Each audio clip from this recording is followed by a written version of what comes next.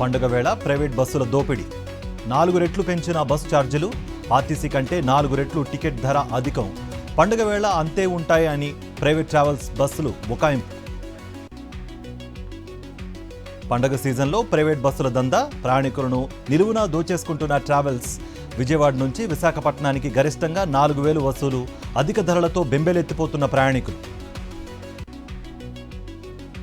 సంక్రాంతికి సొంతోళ్లకు పయనమైన నగరవాసులు ఎంజీబీఎస్లో పెరిగిన ప్రయాణికుల రద్దీ రేపటి నుంచి రద్దీ మరింత పెరిగే అవకాశం ఇవాళ కలెక్టర్లతో సీఎం రేవంత్ రెడ్డి సమావేశం పలు అంశాలపై అధికారులకు దిశానిర్దేశం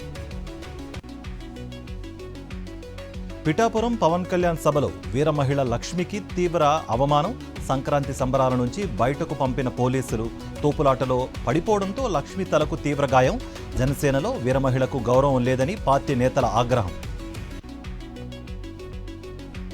తిరుపతి తొక్కిసలాట ఘటనలో మృతి చెందిన శాంతి అంత్యక్రియలు పూర్తి శాంతి మృతదేహాన్ని చూసి బోరున విలపించిన కుటుంబ సభ్యులు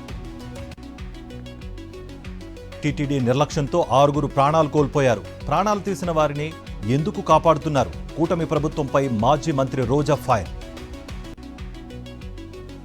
కరీంనగర్ రైల్వే స్టేషన్ ఆధునీకరణ పనులు పరిశీలించిన కేంద్ర మంత్రి బండి సంజయ్ అమృత్ భారత్ స్కీమ్ కింద దేశవ్యాప్తంగా 1,350 స్టేషన్లని ఆధునీకరిస్తున్నట్లుగా వెల్లడి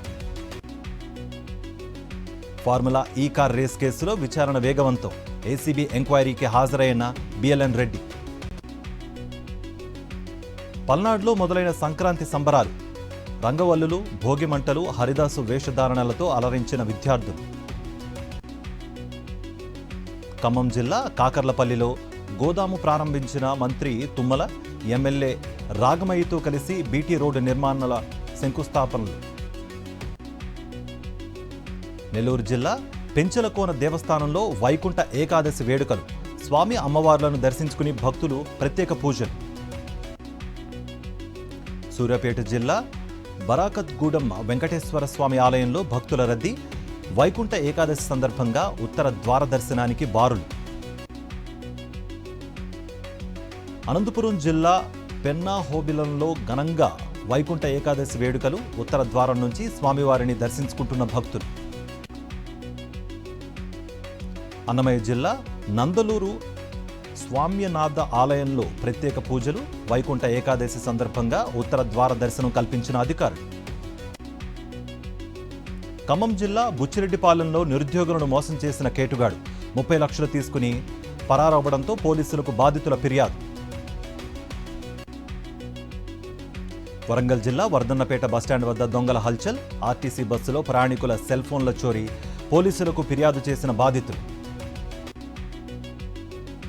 హిందీ భాషపై రవిచంద్రన్ అశ్విన్ వ్యాఖ్యలు వైరల్ హిందీ జాతీయ భాష కాదు అధికారిక భాష మాత్రమే అని వెల్లడి ఢిల్లీలో స్కూల్స్కు వరుస బాంబు బెదిరింపులు 12వ తరగతి విద్యార్థిని అరెస్ట్ చేసిన పోలీసులు పరీక్షలు రాయడం ఇష్టం లేక బెదిరింపు ఈమెయిల్స్ పెట్టినట్లుగా గుర్తింపు అయోధ్యలో బాలరాముడి ప్రతిష్టాపన వార్షికోత్సవాలు ఈ నెల 11 నుంచి 13 వరకు ఉత్సవాలు రేపు వేడుకలు ప్రారంభించనున్న యూపీ సీఎం యోగి ఫ్లాట్గా కొనసాగుతున్న స్టాక్ మార్కెట్లు 37 పాయింట్ల లాభంతో సెన్సెక్స్ 10 పాయింట్లకు పైగా నష్టంలో నిఫ్టీ ట్రేడ్